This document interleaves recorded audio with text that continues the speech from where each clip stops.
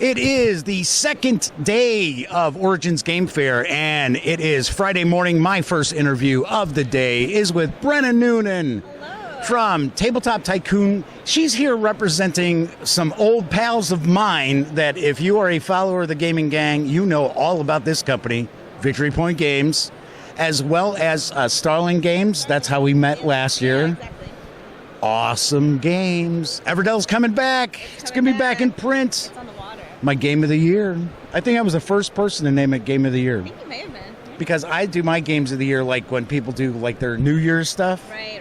Yeah, you were early, and then everybody Some people else, wait till like July. It's like, oh, our game from 6 months ago. You broke the dam, and then they just kept coming. I know.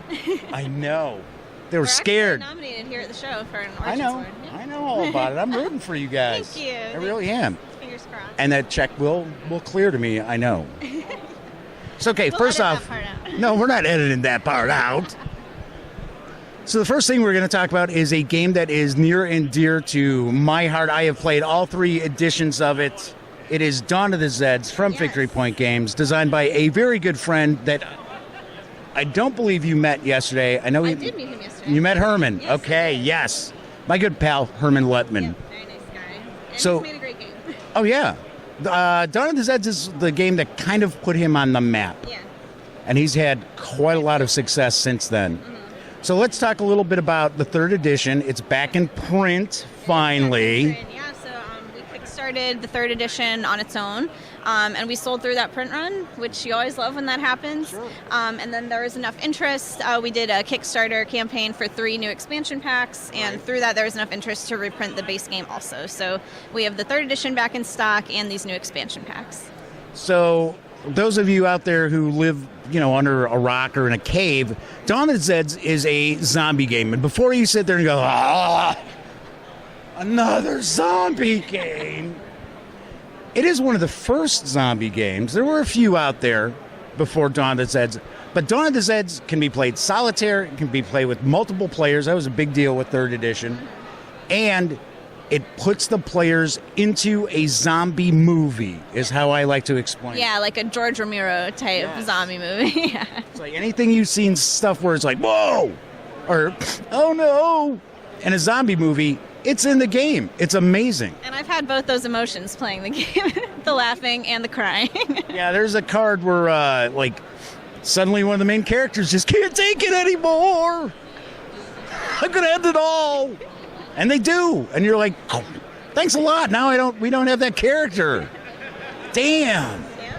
Actually, Dawn of the Zeds was my game of the year back in 2011. Was When that it- in the 2nd edition? No, that was a Ziploc game, and Herman and I kid around all the time.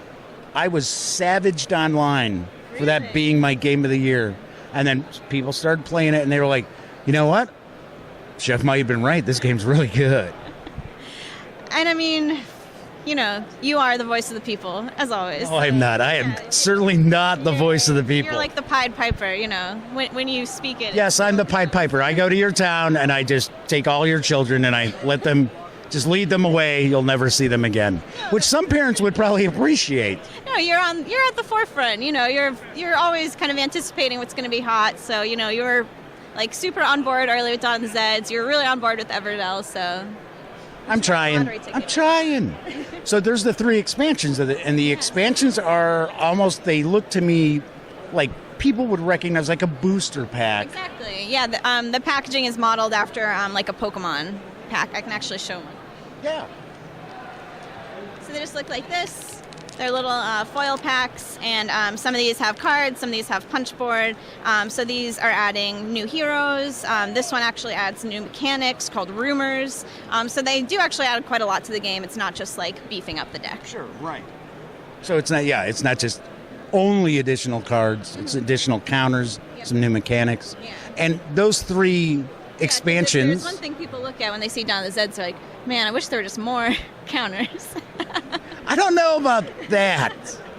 Especially when people lose counters from games that their uncle gave them out of the kindness of their hearts. Not that we know anybody like that. I don't know anyone who would possibly lose any counters from Dawn of the Zeds. No one. R.I.P. Captain Piazza. Right. Always in our hearts. So the little expansion packs, what are they called? So we've got Rumors and Rails, Stepping Forward, and second one, know this. See, I threw a curveball at you. New player Blues. It's too late now. I know, sorry. That isn't one of them for some reason. This is just popping in my head. So the new hero in New Player Blues, I just think of it as the Bouncing Betty pack, because the new hero in New Player Blues is called Bouncing Betty, and she is... Bow, bow, bow. Yeah, bam-a-lam. We're talking about the song, not the mine that pops up and blows up. Okay? And, well... Maybe not. So, maybe you are talking about that. So Bouncing Betty's ability is that when she attacks in to a unit of Zeds, she keeps rolling until she hits a space that doesn't have any Zeds units in it. Wow. So she can just make like a bunch of consecutive attacks. She's like super tough. She has saving throws, so even if she takes a hit, she may be okay, might be able to get out of it. Shake it up! Yeah, so if you have one of those tracks filling up with Zeds, you send Betty in and, you know, like a bouncing mine, she just takes them out. Steamroller just... Yeah, so hopefully... Because it's not easy to win, Zeds. It's not easy to win. No, but she is so much fun. We have her out on the demo today just because, like, especially for new players, she's such an exciting character. Nice. I was going to say, for some strange reason, I thought I remembered there was like a horse. Yes, in expansion pack 1, there's a horse. So the horse can transport multiple characters. It's kind of like a bus, sort of. Well, it's a pretty damn big horse. So Dawn of the Zeds is going to be available through victorypointgames.com. It's making its way into retail stores as well. Yeah, Dawn of the Zeds will be in retail. So you can contact your friendly local game store, but we also ship worldwide. So if you wanted to buy directly from us, you can definitely do that too. And that'll make you smile. It does make me smile. It'll make me smile either way. But... Easy. Super easy. It's just spreading happiness. That's all we do. Yeah. Don't go outside. Stay at home, online. Just like you buy your groceries and everything else, you can buy online with Victory Point Games too. So there's another title that it recently kickstarted. It's not from Victory Point Games. Right. It is called Anomaly. Anomaly, yeah, and this is under our Starling Games. Yes, it's a Starling Games title, which I have played 3 Starling Games titles, which I think that's all you've got. Is it 3? Well, so we used to be Game Salute, and then we kind of partitioned Game Salute into these 3 imprints, or 4 now that we've brought Victory Point on board. So all those titles that were originally Game Salute titles, like Alien Frontiers, King's Forge, those are all Starling titles.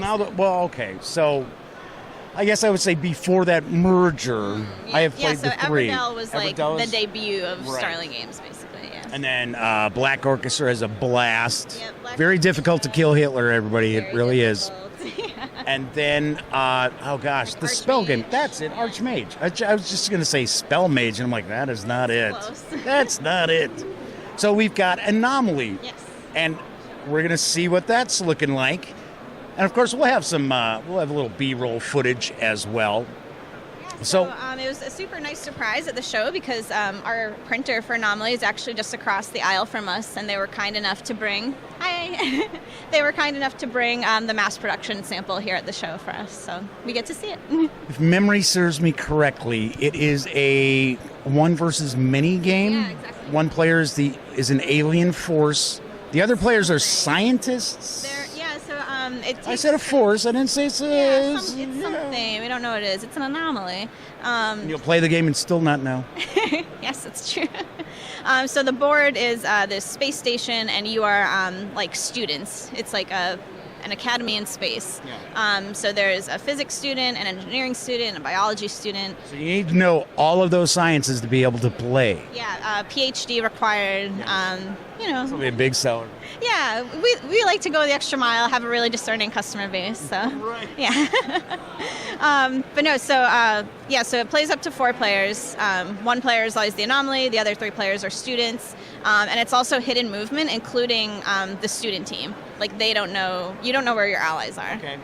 So you're trying to deduce not only where the anomaly is, but also where your fellow students are, because if you attack into a space and the anomaly isn't there, you could damage one of your allies. Sure. And you have a communal health pool, so damaging one kills the other. Okay. And what's also tricky is that the cards are not double-sided, but like they're mirrored.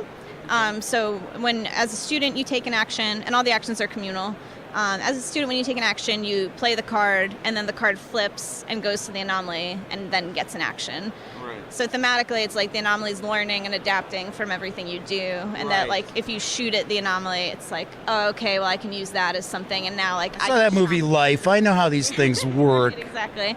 Yeah, it's like very tense because like you're moving and you don't know if like that's going to be the end of it, like if you're moving into a death trap or if you're going to be able to get out of it. It's very like atmospheric. Yeah. Plus, I would assume that as the students, the different cards that you can use as an action, you're like, well, I don't know if I want to give that alien action away. Right, exactly, because, so the anomaly can also do something called evolve, so it has its basic set of abilities, like it can move and feed, and when you give it action cards, it can do different actions, but then it can also evolve, where it basically gets superpowers, like it can teleport, or it can, like, plant, like, electrical shocks around the ship. So, you know, you might be holding on, and of course they're balanced. The best attacks are going to have, like, the worst things for you on the other side. So you're constantly trying to say, like, oh, well, I really want to attack in, but I really don't want to give the anomaly this evolve because it's going to get much worse for us if we do. So it's always a balancing act. Sweet. Sounds good. Yeah, I'm intrigued now. Yeah, it's a lot of fun. I love it. And we have an expansion in development for that one also. So. Are there any other titles that are on the horizon that you can talk about? Yeah, we actually have a bunch of titles either in production right now or getting out of production. So we have a new expansion for Archmage Ascendant, which adds a lot of new content to the expansion. I was pleasantly surprised by that game. Yeah, thank you. So it's a big expansion. It's a bunch of different modules that can either be used together, you can use them just one at a time, depending on how you most like to play. But that's going to add a bunch of new rules, new mechanics, and also a lot of new spells, which everybody really likes. Yes, of course. So we have that coming up. We have a War of Whispers coming up, which was also on Kickstarter. That's like a hidden information area control game. It's kind of, we call it like a really light war game because it has that feel of like, you know, you got your troops on the board and you're attacking in, but it's also all hidden information. So like you're basically placing bets on which empire you want to come out on top. So you have to try to be very... It reminds me of this show that was on HBO a little while ago. The name escapes me. That nobody could ever possibly get the license for. Right. Well, you could get the license. It would cost you probably an arm and a leg. Right, and I don't know if Fantasy Flight would be too happy with this. Right. But yeah, so that's... Game of Thorns. That's the one. There's actually a game called that. So it kind of has that feel of a war game, like dudes on a map, but it plays very quickly. Nice. Yeah, and it's, you know, very shifty. It's like, you know, to reference the same HBO game, if you were like a Littlefinger or a Varus instead of like a Robb Stark, this would be the game for you. So we have that coming up. We have, for Alien Frontiers, we have our collected factions expansions. So that's going to be the Factions Definitive Edition. Okay. Collects all the factions from across the years. So, and there's one new faction in there, so some new content, but mostly just collect. Everything in one big box. Yes, one big box. We have a new game coming out under our Sparkworks imprint called Penny Lane, which is from the designers of Mintworks, who we love. So that's a small box game. It's a little worker placement game, also a little bit of tableau building. Really lightweight. Play the Beatles. Yeah, so we have a bunch coming out. Yeah, you got a lot. A lot, yeah. And then, so at Gen Con, we'll be debuting a lot of those after they ship to Kickstarter backers. Sweet. Well, I guess I know who I'm talking to at Gen Con. Any other thoughts that you'd like to share with the audience, Brenna? Well, just thanks for watching. Listen to Jeff because he knows what he's talking about. Not according to the comments, I guess. Master prognosticator. But yeah, thank you so much for coming by and chatting with us. Thanks for chatting with me, and enjoy the rest of the show. Thank you, too.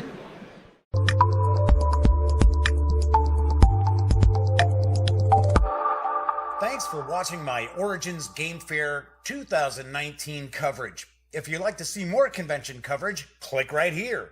And if you'd like to see a somewhat random video from the Gaming Gang channel, including recordings of the live Monday through Friday episodes of The Daily Dope, click right here. Once again, I'm Jeff McAleer. Thank you very much for watching, and please subscribe.